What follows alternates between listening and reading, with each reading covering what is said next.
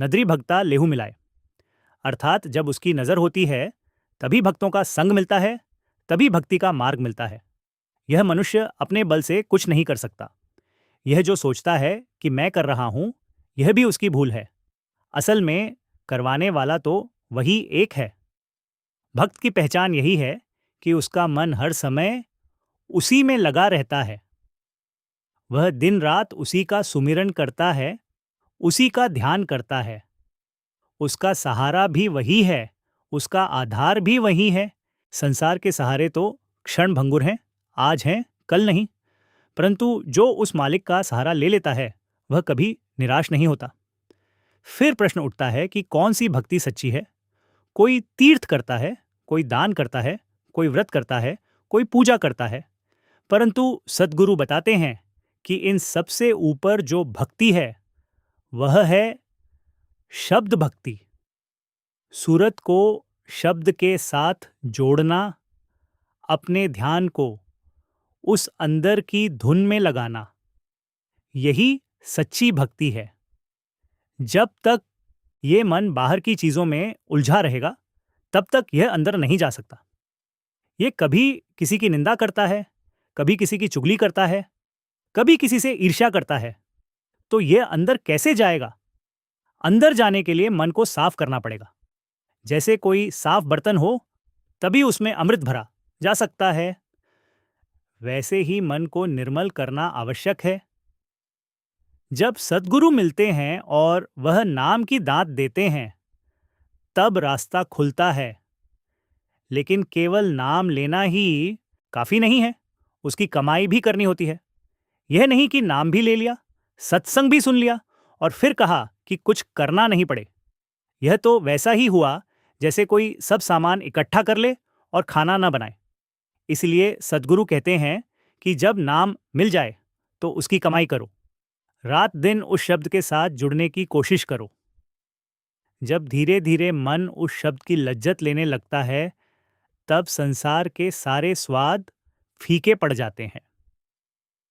फिर न धन का मोह रहता है, न मान का, न रिश्तों का अत्यधिक बंधन। यह शरीर एक वृक्ष की तरह है और इसके अंदर आत्मा एक पक्षी की तरह रहती है। यह पक्षी सारी उम्र बाहर बाहर ही उड़ता रहता है, कभी इधर कभी उधर, क्योंकि इसे असली आहार नहीं मिला। लेकिन जब इसे अंदर का अमृत मिल जाता है, तब यह शांत हो जाता है। फिर इसे कहीं जाने की जरूरत नहीं रहती। सतगुरु बार बार समझाते हैं कि असली घर हमारे अंदर ही है। हम बाहर ढूंढते रहते हैं, तीर्थों में, स्थानों में, वस्तुओं में, परंतु वह जो सच्चा दरबार है वह हमारे अंदर है। जब तक हम अंदर नहीं जाएंगे, तब तक सच्चा सुख नहीं मिलेगा। जब मनुष्य गुरुद्वारे या सत्संग में आता है, तो उसे चाहिए कि वह सांसारिक बातों में न उलझे। अगर वह वहां भी वही बातें करेगा जो बाहर करता है, तो फिर उसमें और संसार में क्या अंतर रह गया? सत्संग का उद्देश्य है मन को ऊंचा उठाना, उसे उस परमात्मा की ओर मोड़ना। मनुष्य का सबसे बड़ा शत्रु उसका अपना मन है। यही मन कभी क्रोध करता है, कभी लोभ में फंसता है, कभी अहंकार में जलता है। यही 5 दूत काम, क्रोध, लोभ, मोह, अहंकार इसको अंदर जाने नहीं देते। जब तक ये वश में नहीं आते, तब तक सच्ची भक्ति संभव नहीं। और यह वश में कैसे आते हैं? केवल सद्गुरु की आज्ञा में चलने से। अगर सद्गुरु कहते हैं कि क्रोध छोड़ दो और हम नहीं छोड़ते, तो इसका मतलब है कि हम अभी मन के अधीन हैं। लेकिन जब हम बिना तर्क वितर्क के उनकी बात मान लेते हैं, तब हम गुरुमुख बनते हैं। अहंकार सबसे बड़ी आग है। मैं और मेरा, यही 2 शब्द इस जीव को जला रहे हैं। मेरा घर, मेरा परिवार, मेरी इज्जत, इसी में यह उलझा रहता है और यही उलझन इसे जन्म मरण के चक्कर में डालती है। इस आग को बुझाने का कोई बाहरी साधन नहीं है, न पानी, न कोई वस्तु। इसको केवल सद्गुरु का शब्द ही बुझा सकता है। जब यह आत्मा शब्द के साथ जुड़ती है, तब धीरे धीरे अहंकार खत्म होता है, शांति आती है। जब तक मनुष्य मनमुख है, तब तक वह अंधा है। वह बाहर बाहर ही भटकता रहता है, उसे सच्चाई दिखाई नहीं देती। वह जन्म मरण के चक्र में घूमता रहता है, लेकिन जब वह गुरुमुख बनता है तब उसकी दिशा बदल जाती है। सद्गुरु कहते हैं कि जो कुछ भी है वह सब अंदर है। परमात्मा भी अंदर है, शांति भी अंदर है, आनंद भी अंदर है। बाहर जो कुछ है वह सब अस्थाई है। इसलिए मन को अंदर मोड़ो।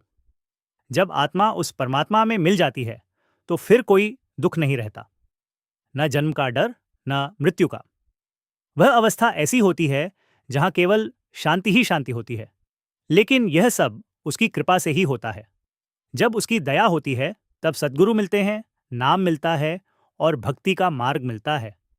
इसलिए सबसे पहले उसकी कृपा मांगनी चाहिए और अंत में यही समझना है कि इस जीवन का असली उद्देश्य यही है कि हम उस परमात्मा को पहचानें, उसके साथ जुड़ें और अपनी आत्मा को उसके साथ मिला दें। बाकी जो कुछ है वह सब यहीं रह जाने वाला है। एक बार एक व्यक्ति सद्गुरु के पास आया। वह बहुत दुखी था। उसने कहा कि मुझे शांति नहीं मिलती। सद्गुरु ने कहा, शांति बाहर नहीं, अंदर है। लेकिन अंदर जाने के लिए मन को शांत करना पड़ेगा और मन तभी शांत होगा जब तुम नाम की कमाई करोगे। वह व्यक्ति पहले तो समझ नहीं पाया, लेकिन धीरे धीरे उसने अभ्यास शुरू किया। समय लगा, परंतु एक दिन उसे वह लज्जत मिली जो उसने कभी महसूस नहीं की थी। उसी दिन उसे समझ आया कि असली सुख क्या है। सद्गुरु का एक ही संदेश है, अपने अंदर जाओ, शब्द के साथ जुड़ो और अपने आप को मिटा दो। जब मैं मिटेगा तभी वह प्रकट होगा। सतगुरु बार बार समझाते हैं कि यह जो जीवन मिला है यह यूं ही नहीं मिला, यह बहुत कीमती है। अनगिनत योनियों में भटकने के बाद यह मनुष्य शरीर मिलता है, लेकिन यह मनुष्य शरीर भी तब सफल होता है जब इसमें रहकर आत्मा अपने असली घर की ओर लौटने का प्रयास करे। मनुष्य की सबसे बड़ी भूल यही है कि वह इस संसार को ही सब कुछ समझ बैठता है। घर परिवार, धन दौलत, मान प्रतिष्ठा, इन्हीं में वह इतना उलझ जाता है कि अपने असली उद्देश्य को भूल जाता है।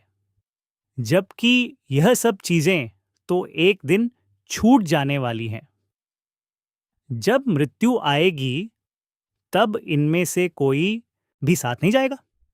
सद्गुरु कहते हैं कि जिस दिन यह समझ आ जाए कि यह संसार एक सराय है, ठहरने की जगह है, स्थायी घर नहीं, उस दिन मन का रुख बदलने लगता है। फिर वह बाहर से हटकर अंदर की ओर मुड़ता है। लेकिन यह मुड़ना आसान नहीं है। मन बहुत चंचल है।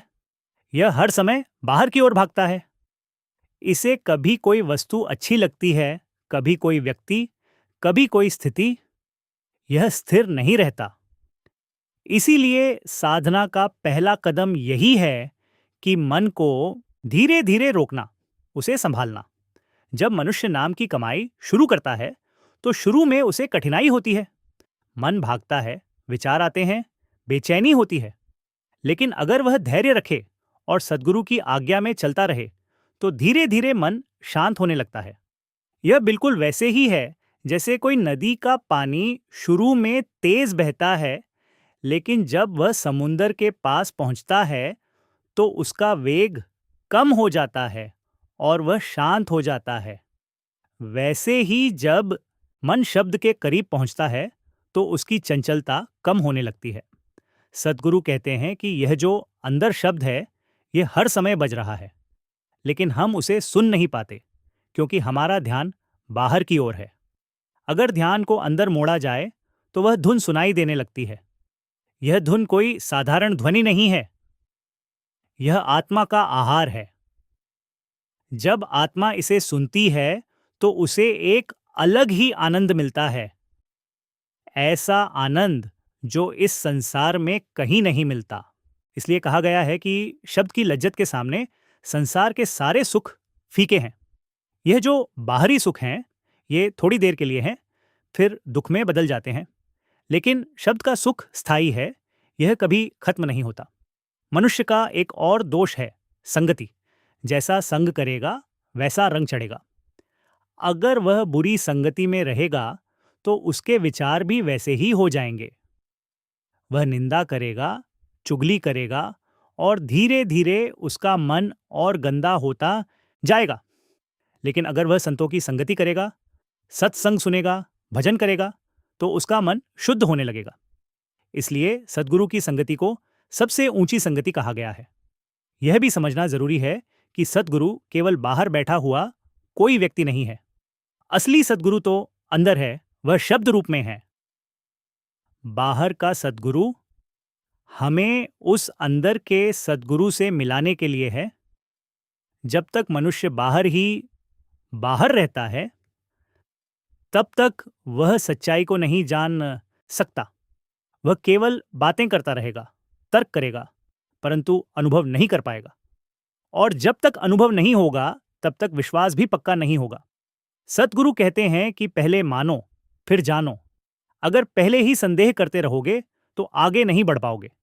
यह मार्ग विश्वास और अभ्यास का मार्ग है। एक किसान की तरह समझो। वह बीज बोता है, पानी देता है, मेहनत करता है। उसे तुरंत फल नहीं मिलता, लेकिन वह धैर्य रखता है, क्योंकि उसे पता है कि समय आने पर फल जरूर मिलेगा। वैसे ही साधक को भी धैर्य रखना चाहिए। आजकल मनुष्य जल्दी परिणाम चाहता है। वह चाहता है कि आज नाम लिया और कल अनुभव हो जाए, लेकिन यह संभव नहीं है। यह एक धीमी प्रक्रिया है। इसमें समय लगता है, परंतु जो धैर्य रखता है उसे फल अवश्य मिलता है। सद्गुरु यह भी समझाते हैं कि सेवा का बहुत महत्व है। सेवा से अहंकार टूटता है। जब मनुष्य सेवा करता है तो उसे यह एहसास होता है कि वह कुछ भी नहीं है, सब कुछ वही मालिक कर रहा है। अहंकार जब तक है, तब तक भक्ति नहीं हो सकती। अहंकार एक दीवार की तरह है जो आत्मा और परमात्मा के बीच खड़ी है। जब यह दीवार गिरती है, तब मिलन होता है। इसलिए कहा गया है कि अपने आप को मिटा दो। इसका अर्थ यह नहीं कि शरीर को खत्म कर दो, बल्कि अपने अंदर के मैं को खत्म करो। जब मैं खत्म होगा, तब वह प्रकट होगा। सद्गुरु की आज्ञा में चलना भी बहुत जरूरी है। अगर मनुष्य अपनी बुद्धि के अनुसार चलता रहेगा तो वह भटक जाएगा, लेकिन अगर वह सद्गुरु के बताए मार्ग पर चलेगा तो सही दिशा में जाएगा। कई बार ऐसा होता है कि सद्गुरु कुछ कहते हैं और मन उसे स्वीकार नहीं करता। वह तर्क करता है, बहाने बनाता है। यह मन की चाल है। अगर उस समय भी मनुष्य सद्गुरु की बात मान ले तो वह आगे बढ़ता है, लेकिन अगर वह मन की सुनता है तो वहीं रुक जाता है। इसलिए हर समय यह देखना चाहिए कि हम मन की सुन रहे हैं या सद्गुरु की।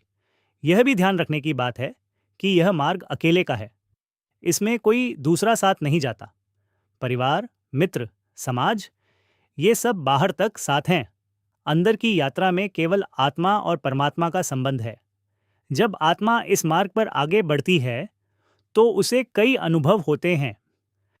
कभी प्रकाश दिखता है, कभी ध्वनि सुनाई देती है, कभी शांति का अनुभव होता है।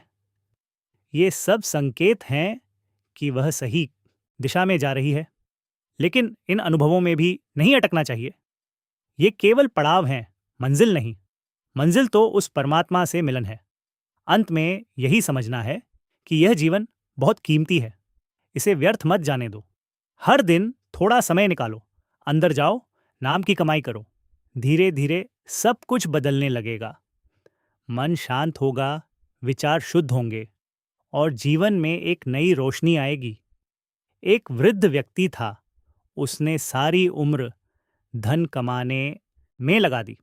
जब वृद्धावस्था आई तो उसे महसूस हुआ कि उसने असली चीज को तो पाया ही नहीं। वह सद्गुरु के पास गया और कहा, अब क्या करूं? सद्गुरु ने कहा, अभी भी समय है। जो बीत गया उसे छोड़ दो। अब जो समय है उसे सही दिशा में लगाओ। उसने नाम की कमाई शुरू की। धीरे धीरे उसका मन शांत हुआ और अंत में उसे वह शांति मिली जिसकी वह सारी उम्र तलाश करता रहा। सतगुरु का संदेश हमेशा एक ही है, समय को पहचानो, जीवन को समझो और उस परमात्मा से जुड़ो। सतगुरु बार बार यही समझाते हैं कि यह मन बहुत चतुर है, यह सीधे रास्ते पर चलने नहीं देता। जब भी कोई आत्मा अंदर की ओर बढ़ने लगती है, यह मन उसे किसी न किसी बहाने से रोक लेता है। कभी कहेगा कि अभी समय नहीं है, कभी कहेगा कि अभी तो जीवन जी लो, बाद में भजन कर लेंगे। इसी तरह टालते टालते पूरा जीवन निकल जाता है। इसलिए सबसे पहले यह दृढ़ निश्चय करना जरूरी है कि चाहे जो भी हो, रोज थोड़ा समय भजन के लिए निकालना है। चाहे मन लगे या न लगे, चाहे विचार आए या ना आए, फिर भी बैठना है। यही अभ्यास धीरे धीरे मन को वश में करता है। यह मन एक बच्चे की तरह है। अगर उसे बार बार समझाया जाए, अनुशासन में रखा जाए, तो वह मानने लगता है। लेकिन अगर उसे खुला छोड़ दिया जाए, तो वह हर जगह भटकता रहेगा। इसलिए साधना में नियमितता बहुत जरूरी है। सद्गुरु यह भी कहते हैं कि यह जो शरीर है, यह केवल खाने पीने और भोग विलास के लिए नहीं मिला। यह तो एक साधन है, एक माध्यम है, जिसके द्वारा आत्मा अपने असली घर तक पहुंच सकती है। अगर इस शरीर को केवल सांसारिक सुखों में ही लगा दिया, तो यह बहुत बड़ी भूल होगी। जब आत्मा इस शरीर में आई थी, तब वह शुद्ध थी, निर्मल थी। लेकिन संसार में आकर उसने माया के रंग में रंगना शुरू कर दिया। धीरे धीरे वह अपने असली स्वरूप को भूल गई। अब सद्गुरु का काम है उसे फिर से उसकी असली पहचान दिलाना। यह पहचान तभी होगी जब आत्मा शब्द के साथ जुड़ेगी। शब्द ही वह कड़ी है जो आत्मा को परमात्मा से जोड़ती है। जब तक यह कड़ी नहीं जुड़ती, तब तक आत्मा भटकती रहती है। सद्गुरु कहते हैं कि यह मार्ग बहुत सूक्ष्म है। इसमें बाहरी दिखावा काम नहीं आता। न कपड़े बदलने से, न स्थान बदलने से, न किसी विशेष आडंबर से, बल्कि केवल अंदर की कमाई से ही यह मार्ग तय होता है। कई लोग बाहर से बहुत धार्मिक दिखाई देते हैं, लेकिन अंदर से उनका मन अशांत होता है। वे निंदा करते हैं, ईर्ष्या करते हैं, क्रोध करते हैं। तो ऐसी अवस्था में भक्ति कैसे होगी? इसलिए सबसे पहले अपने अंदर झांकना जरूरी है। जब मनुष्य अपने दोषों को देखना शुरू करता है, तभी सुधार शुरू होता है। अगर वह हमेशा दूसरों की गलतियां ही देखता रहेगा, तो वह कभी आगे नहीं बढ़ पाएगा। यह मार्ग आत्मनिरीक्षण का मार्ग है। सतगुरु की एक और बड़ी कृपा यह है कि वे हमें हमारे दोषों का एहसास कराते हैं। कभी किसी घटना के माध्यम से, कभी किसी व्यक्ति के माध्यम से वे हमें दिखाते हैं कि हमारे अंदर क्या कमी है। अगर हम उस संकेत को समझ लें, तो हम आगे बढ़ सकते हैं। लेकिन अक्सर ऐसा होता है कि मनुष्य अपनी गलती मानने को तैयार नहीं होता। वह हमेशा अपने आप को सही और दूसरों को गलत मानता है। यही अहंकार है और यही सबसे बड़ी बाधा है। जब तक यह अहंकार नहीं टूटता, तब तक आत्मा ऊपर नहीं उठ सकती। यह अहंकार ही वह बोझ है जो आत्मा को नीचे दबाए रखता है। जब यह बोझ हल्का होता है, तब आत्मा ऊपर उठने लगती है। सद्गुरु कहते हैं कि इस मार्ग में नम्रता बहुत जरूरी है। जितना मनुष्य विनम्र होगा, उतना ही वह आगे बढ़ेगा। जो झुकता है वही उठता है। जो अपने आप को बड़ा समझता है, वह वहीं का वहीं रह जाता है। यह भी समझना चाहिए कि यह मार्ग किसी प्रतियोगिता का नहीं है। यहाँ कोई किसी से बड़ा या छोटा नहीं है। हर आत्मा अपनी यात्रा पर है। किसी को जल्दी अनुभव होता है, किसी को देर से। यह सब उसके भाग्य और उसकी कमाई पर निर्भर है। इसलिए कभी भी किसी से ईर्ष्या नहीं करनी चाहिए, बल्कि यह देखना चाहिए कि हमें क्या करना है।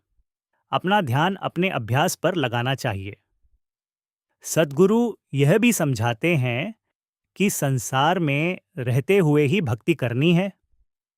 घर बार छोड़ने की जरूरत नहीं है। अपने कर्तव्यों को निभाते हुए, अपने काम करते हुए, अंदर से उस परमात्मा के साथ जुड़े रहना है। यह एक संतुलन का जीवन है। बाहर से संसार में रहो, लेकिन अंदर से उससे अलग रहो। जैसे कमल का फूल पानी में रहता है, लेकिन पानी उसे भिगो नहीं पाता, वैसे ही संसार में रहो, लेकिन उससे लिप्त मत हो। जब यह अवस्था आती है, तब मनुष्य के जीवन में एक अलग ही शांति आ जाती है। फिर परिस्थितियां चाहे जैसी हों, वह अंदर से स्थिर रहता है। धीरे धीरे जब आत्मा ऊपर उठती है, तो उसे अनुभव होने लगते हैं। लेकिन जैसा पहले कहा गया, इन अनुभवों में भी नहीं अटकना चाहिए। ये केवल संकेत हैं, मंजिल नहीं। मंजिल तो वह अवस्था है जहां आत्मा पूरी तरह उस परमात्मा में विलीन हो जाती है, जहां न कोई द्वैत रहता है, न कोई अलगाव, सिर्फ एक ही सत्ता रहती है। उस अवस्था का वर्णन शब्दों में नहीं किया जा सकता। वह अनुभव करने की चीज है, और वह अनुभव तभी होगा जब आत्मा पूरी तरह शब्द में लीन हो जाएगी। सतगुरु का सारा प्रयास यही है कि आत्मा को उस अवस्था तक पहुंचाया जाए। वे हमें मार्ग दिखाते हैं, सहारा देते हैं और हर कदम पर हमारी सहायता करते हैं। लेकिन चलना हमें खुद ही पड़ता है। कोई और हमारे लिए यह यात्रा नहीं कर सकता। यह व्यक्तिगत यात्रा है। इसलिए हर दिन यह संकल्प लेना चाहिए कि आज कुछ समय उस परमात्मा के लिए निकालेंगे, चाहे थोड़ा ही सही, लेकिन नियमित रूप से। धीरे धीरे यह थोड़ा थोड़ा समय ही बहुत बड़ा बन जाता है, और एक दिन ऐसा आता है जब मन पूरी तरह उसी में लग जाता है। एक युवक था जो हमेशा बेचैन रहता था। उसे किसी चीज में संतोष नहीं मिलता था। उसने कई जगह कोशिश की, लेकिन उसे शांति नहीं मिली। एक दिन वह सद्गुरु के पास गया। सद्गुरु ने उसे केवल इतना कहा, हर दिन थोड़ा समय अपने अंदर जाओ, नाम का सुमिरन करो। शुरू में उसे कठिनाई हुई, लेकिन उसने हार नहीं मानी। धीरे धीरे उसका मन शांत होने लगा, और एक दिन उसे वह आनंद मिला जिसकी उसे तलाश थी। तब उसे समझ आया कि जो वह बाहर खोज रहा था, वह तो उसके अंदर ही था। मनुष्य की सबसे बड़ी समस्या यही है कि वह बाहर के शोर में इतना उलझ जाता है कि अंदर की आवाज सुन ही नहीं पाता। दिन भर काम, चिंता, इच्छाएं, योजनाएं, इन्हीं में जीवन बीतता चला जाता है, और जब थोड़ा समय मिलता भी है तो वह उसे भी व्यर्थ के विचारों में खो देता है। सद्गुरु कहते हैं कि अगर इस जीवन को सफल बनाना है तो रोज थोड़ा समय अपने अंदर जाना ही पड़ेगा। यह समय ही सबसे बड़ी पूंजी है। जो इस समय को पहचान लेता है, वही आगे बढ़ता है। जब आत्मा धीरे धीरे शब्द के साथ जुड़ने लगती है, तो उसके अंदर एक नई शांति उत्पन्न होती है। पहले जो बातें उसे परेशान करती थीं, अब उनका प्रभाव कम होने लगता है। जो चीजें पहले बहुत महत्वपूर्ण लगती थीं, अब वे छोटी लगने लगती हैं। यह परिवर्तन धीरे धीरे होता है। यह कोई अचानक होने वाली चीज नहीं है।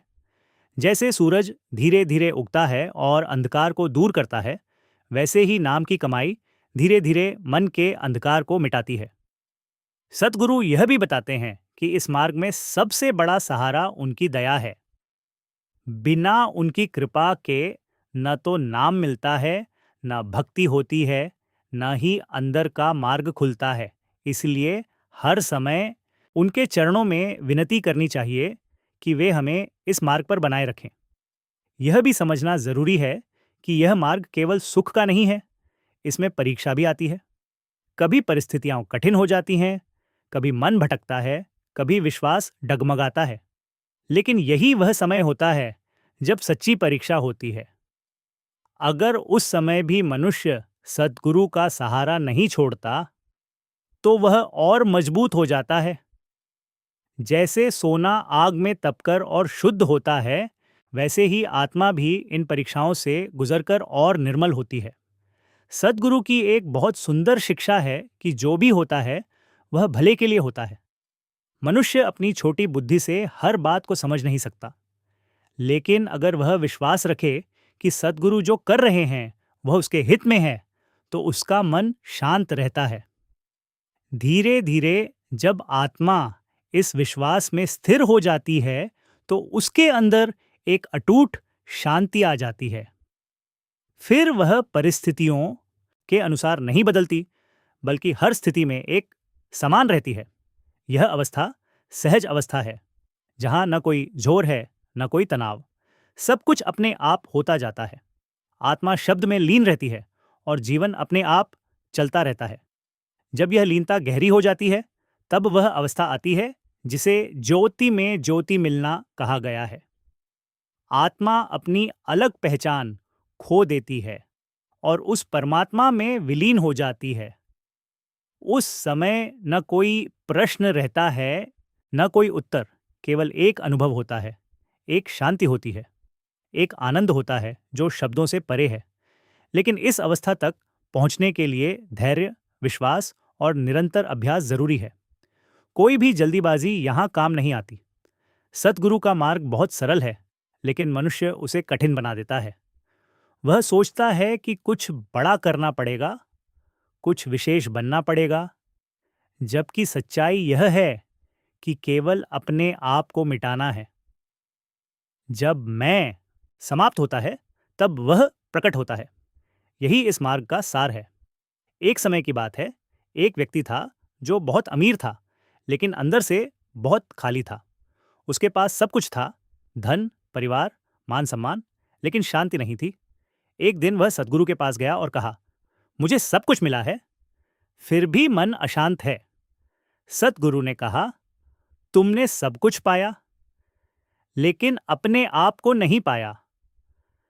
जब तक अपने आप को नहीं जानोगे, तब तक शांति नहीं मिलेगी। उसने पूछा, अपने आप को कैसे जानूं? सद्गुरु ने कहा, अपने अंदर जाओ, नाम का सहारा लो और अपने मैं को छोड़ दो। वह व्यक्ति पहले तो समझ नहीं पाया, लेकिन उसने प्रयास शुरू किया। धीरे धीरे उसका मन शांत होने लगा। उसे अंदर एक ऐसी शांति का अनुभव हुआ जो उसने कभी नहीं किया था। समय के साथ उसका जीवन पूरी तरह बदल गया। अब वह बाहर की चीजों में नहीं उलझता था। वह हर समय अंदर की उस शांति में रहता था। एक दिन उसने महसूस किया कि अब उसे कुछ भी पाने की इच्छा नहीं है, क्योंकि उसे वह मिल चुका है जिसकी उसे तलाश थी। सद्गुरु की यही शिक्षा है, जो अंदर है उसे पहचानो, जो बाहर है वह सब अस्थाई है। अंत में यही समझना है, यह जीवन एक अवसर है, इसे व्यर्थ मत जाने दो। हर दिन थोड़ा समय उस परमात्मा के लिए निकालो। नाम की कमाई करो, सद्गुरु की आज्ञा में चलो और धीरे धीरे अपने आप को मिटा दो। जब यह मैं मिट जाएगा, तब सब कुछ मिल जाएगा। अंत में एक भाव, जिसने खुद को खो दिया, उसने रब को पा लिया। जिसने खुद को पकड़े रखा, वह खाली ही रह गया।